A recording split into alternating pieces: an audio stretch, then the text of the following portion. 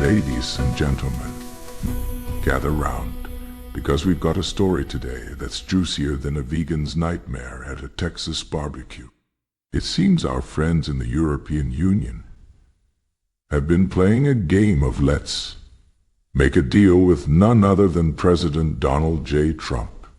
Well, yes, after threatening to slap a hefty 50% tariff on EU imports, starting June 1st, Trump received a call from European Commission President Ursula von der Leyen. The result? A delay in the tariffs until July 9 to allow for more trade negotiations. Now, let's break this down, shall we? First off, Trump threatens tariffs, and suddenly the EU is all ears, ready to advance trade talks swiftly and decisively. It's almost as if they realize that maybe, just maybe, having access to the world's largest economy is something worth negotiating for. Von der Leyen even called the conversation with Trump very nice. Well, isn't that sweet? Nothing like the looming threat of economic upheaval to bring out the niceties. But let's not forget the backdrop here. French President Emmanuel Macron is off gallivanting in Southeast Asia, trying to sell the EU as a stable trade and security partner amidst US-China tensions. Because nothing says stability like a bloc that's been teetering on the edge of economic chaos and political infighting. It's like trying to sell a used car with a fresh coat of paint but a busted engine. And speaking of economic chaos, let's talk about the EU's track record.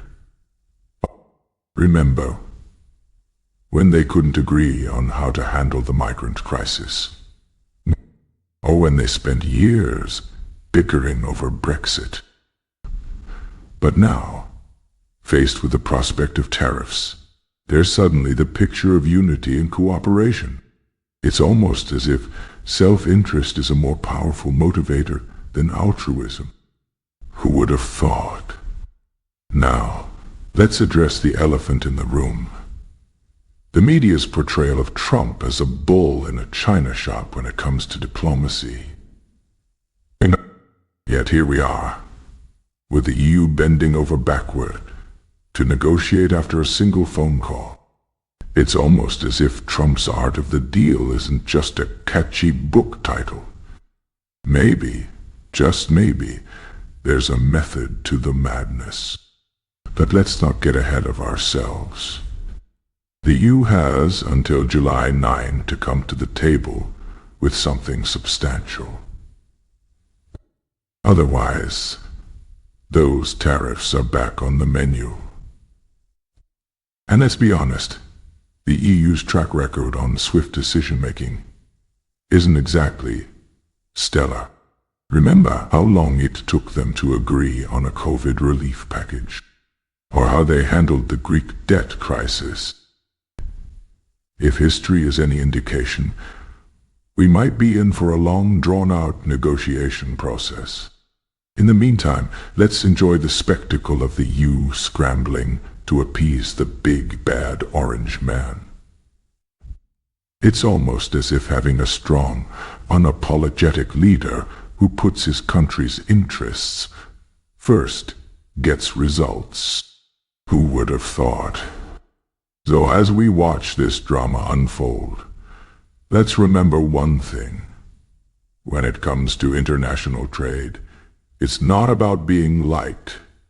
It's about being respected. And it seems that, despite all the hand-wringing and pearl-clutching, Trump's approach is getting the EU's attention. Maybe it's time for the rest of the world to take note. And to our friends across the pond, good luck with those negotiations. You're going to need it.